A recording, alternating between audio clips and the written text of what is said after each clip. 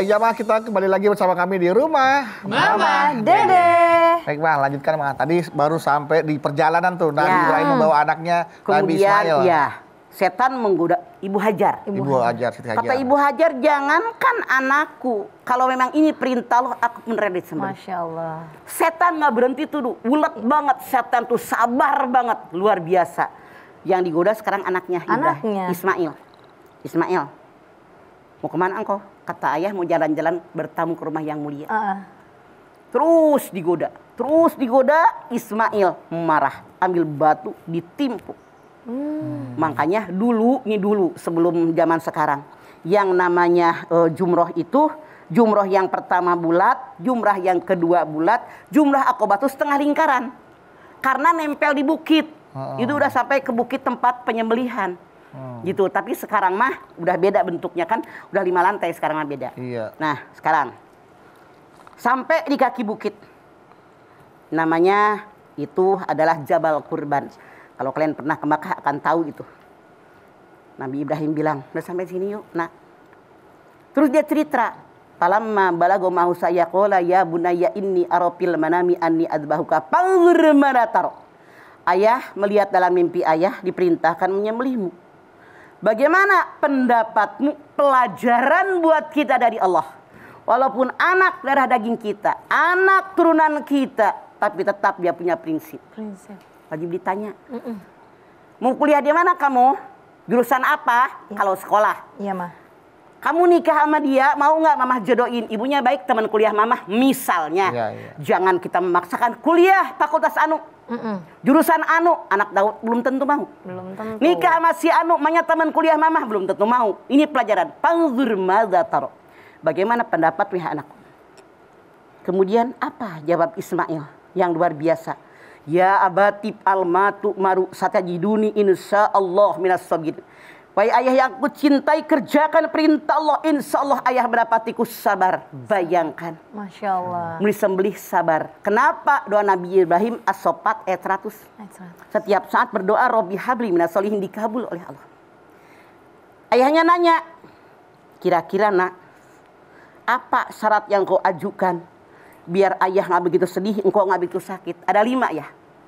1, buka nih baju, simpan.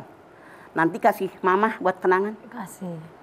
Yang kedua, ikat tangan saya, ikat kaki saya, takut lagi disembelih berontak. Yang ketiga, hadapkan wajah saya ke bumi. Yang keempat, hadapkan wajah saya ke bumi karena takut kalau ngadap ke atas ayah nggak tega. Yang kelima, gulung sarung ayah biar nggak kena cipratan darah. Dikerjakan semuanya. Belum mulai digesek leher Ismail. Tidak mempan. Mungkin siang tidak juga mempan. Kata Ismail, ayah tekan yang keras, ditekan yang keras tidak juga mempan. Kata Ismail, ya Allah, ayah, barangkali karena tangan saya diikat, nah kaki diikat, Allah mengira saya tadi ikhlas. Barangkali karena wajah saya menghadap ke bumi, tidak menghadap ke ayah, barangkali Allah mengira ayah nggak ikhlas. Buka ikatan tangan ayah, buka ikatan kaki, hadapkan wajah saya ke atas. Dibuka ikatan tangan, dibuka ikatan kaki, digesek lagi leher Ismail. Tidak juga mempan. Kata Ismail, ayah tekan, ditekan yang keras, tidak juga mempan. Pada saat itu semua malaikat yang di langit, yang di bumi, yang pembawa rahmat rezeki mengelilingi apa yang terjadi antara ayah dengan anak. Mereka menyaksikan. Ya. Mereka tertunduk haru. Masya Allah, manusia kalau sudah mantap imannya rela mengorbankan anak yang sematawayang puluhan tahun nunggu. Ismail rela mengorbankan nyawa yang satu nggak punya syarat. Digesek nggak mempan juga. Nabi Ibrahim udah capek, dia lelah, berdiri dilemparkan, ternyata mengenai batu yang besar dan keras. Dengan kudrat iradat Allah, batu yang besar tadi langsung terbelah menjadi 2. Masya Allah. Nabi Ibrahim marah, hei pisau, kenapa leher anakku yang lunak dan kecil tidak bisa engkau potong? Batu yang besar dan keras bisa engkau potong. Saat itu dengan kudrat iradat daripada Allah Subhanahu wa Ta'ala, pisau bisa bicara. Wahai Ibrahim, engkau makhluk, aku makhluk. Engkau perintahkan aku memotong leher anakku.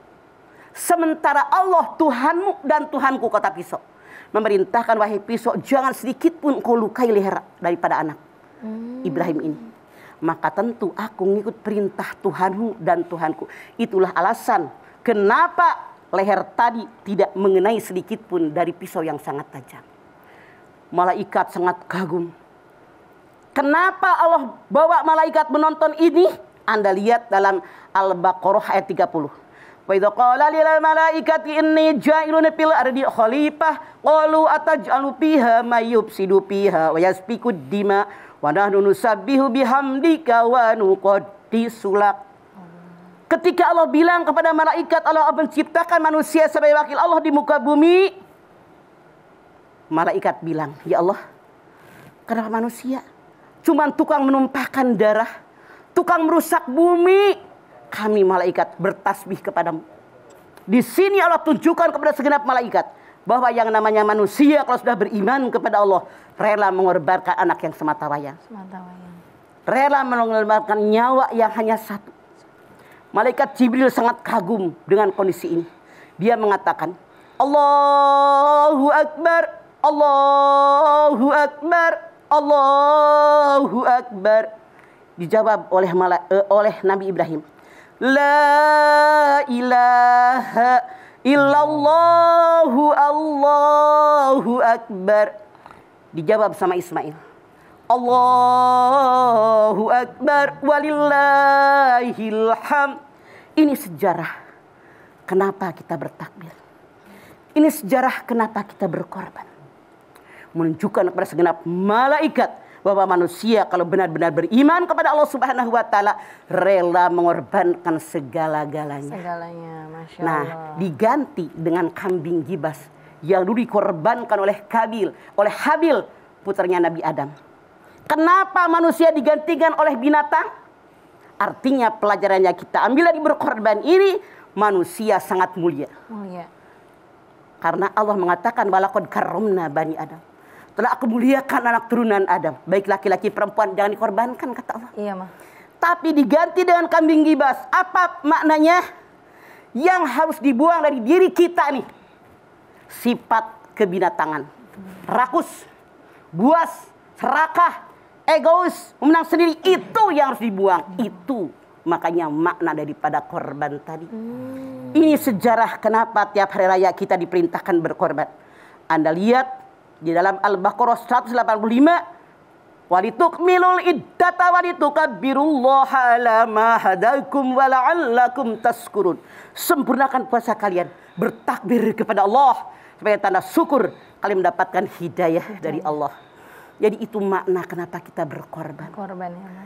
Mensyukuri nikmat Allah, membuang sifat kebinatangan, lakukan oleh kita sifat ketuhanan. Ketuhanan, Masya Allah.